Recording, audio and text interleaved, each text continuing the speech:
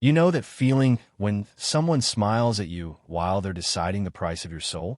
My father-in-law wore that exact smile as he slid an envelope across 10 feet of polished teak.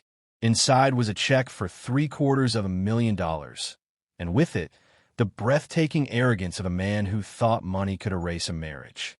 What he didn't know, what they all didn't know, was that Leo Vance, the quiet man married to his daughter, secretly held the majority voting shares in his entire precious corporate empire. For 4 years, I played my part perfectly, to the world, and especially to the Sterling family. I was just a mid-level logistics manager who'd somehow charmed their heiress, Clara. I trovo sensibile sedan. We lived in a stylish but undeniably rented loft. I weathered their thinly veiled disdain at every family gathering. The comparisons to Clara's more suitable exes, the way her father, Alistair, would explain his own business to me as if I were a slow child. The invitation to their penthouse was a summons, not a request. Dinner. Important matter to discuss. Clara's knuckles were white on her phone. They're planning something, Leo. It's always like this before they drop a bomb. Then let's not keep them waiting, I said. The truth was a hidden fortress. Leo Vance was also the sole owner of Ethelred Capital, a silent investment entity. 8 years prior, I'd used a legacy from my grandmother to buy into Sterling Global Holdings when it was teetering on collapse after a series of disastrous ventures. Alistair Sterling, for all his bluster, was a terrible capital manager. I was not. Over years, through shell companies and quiet purchases, I'd acquired a 51% controlling stake. Alistair ran the company I owned, praying to the anonymous benefactor whose funds kept his lights on. He never connected the dots to the unassuming man drinking his expensive scotch and nodding at his condescending advice. Dinner was a masterpiece of tension. Alistair held court. Eleanor, Clara's mother, performed concern like an Oscar-winning actress. We only want Clara's security, Leo. You must understand the disparity in your backgrounds. Then came the leather-bound folder. Alistair's performance shifted to boardroom bluntness. Let's be transactional. You're a practical man. This marriage is a strain on Clara's future. He opened it. The number on the check made Clara gasp. $750,000. Beneath it, annulment papers. Sign. Take this. It's more than you'll earn in a decade. Give Clara her life back.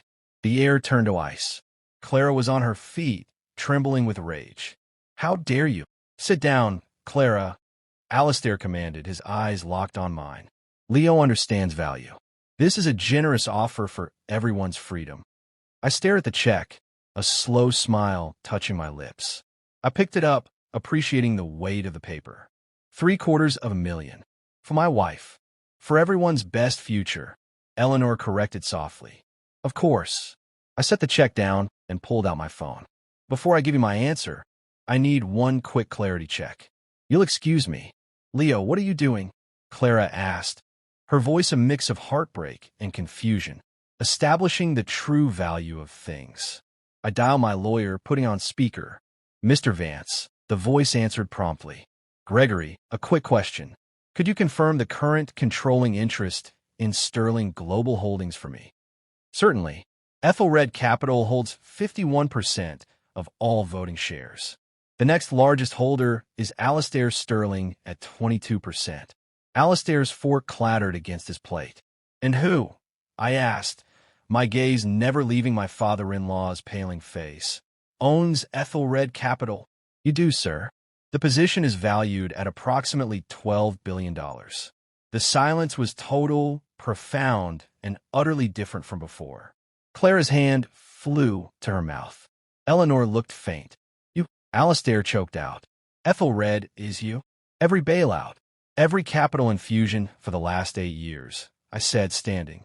The Singapore expansion, the London offices you're so proud of, my money. You were selling me my own company's stock to fund your insults. I picked up his check again. You offered me a tip to abandon my wife, using capital that only exists because of me. I tapped my phone screen. I've just convened an emergency board meeting for Monday.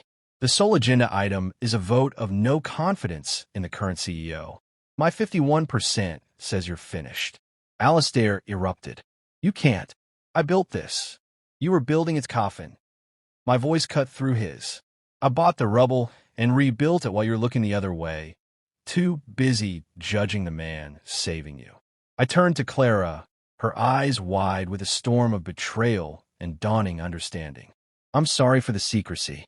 I needed to know if they'd ever see me, not a bank account. Tonight, they showed me. They would pay to erase your choice, to control your life. That's their currency. Finally, I looked back at Alistair, who seemed to have aged a decade in a minute.